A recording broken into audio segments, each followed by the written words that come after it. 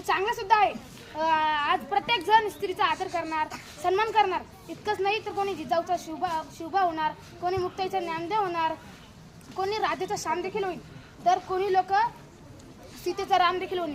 आणि हे चांगलं सुद्धा आहे, खरंच खूप खूप चांगलं आहे. पण ह्याच दिवशी का एकच दिवस काय स्त्रींचा आदर करण्यासाठी? म्हणजे ते काय 8 मार्चला जन्मल्या आणि 8 मार्चलाच गेला का? जर तुम्ही त्यांचा आदर 8 मार्चलाच करताय तर तेच म्हणावं लागेल ना. तुम्हाला नंदीबैल माहिती का? त्याचं कसं असतं, बैल पोळ्याच्या दिवशी निमित्त त्याला सजवतात, त्याची पूजा करतात, त्याला गोड गोड पदार्थ खाऊ घालतात.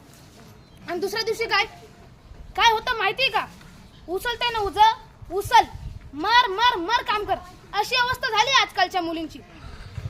आज 8 मार्च प्रत्येक जण स्त्रीचा आदर करणार, सन्मान करणार. आणि उद्या समोरून मुलगी का गेली, कोणी शिट्ट्या वाजवणार, कोणी डोळे मारतील का?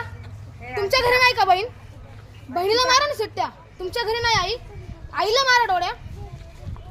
अहो, समोरून कितीही सुंदर मुलगी जाऊ द्या, कितीही लिपस्टिक लावू द्या, कितीही पावडर लावू द्या, तिचं सौंदर्य आहे ते दाखवणारच ना. समोरून जर कोणती स्त्री जात आहे तर समजा, बघ रे ही बाई माझी बहीण शिकायला जात आहे असे म्हणून पुढे ढकून जा. प्रत्येक स्त्री व पालकांना माझी विनंती आहे, जर तुम्ही आपल्या मुलीला गुड टच बॅड टच शिकवताय तर त्यांच्यासोबत मुलांना शिकवा. कारण चुकीच्या ठिकाणी टच करणारे हे मुलंच असतात. तेव्हा जाऊन कुठे अत्याचाराचं प्रमाण कमी होणार. जेव्हा प्रत्येक स्त्री घराबाहेर पडताना मान वरती करून चालेल ना, तेव्हा तरी कुठे अर्थाने महिला दिन साजरा होणार, तेव्हा कुठेतरी खऱ्या अर्थाने महिला दिन साजरा होणार. शेवटी साईबाबा इतकीच म्हणून, थेंब थेंब मधून सागर व्हावा, थेंब थेंब मधून सागर व्हावा. या विश्वाच्या कल्याणासाठी स्त्री शक्तीने जागर व्हावा, या विश्वाच्या कल्याणासाठी स्त्री शक्तीने जागर व्हावा.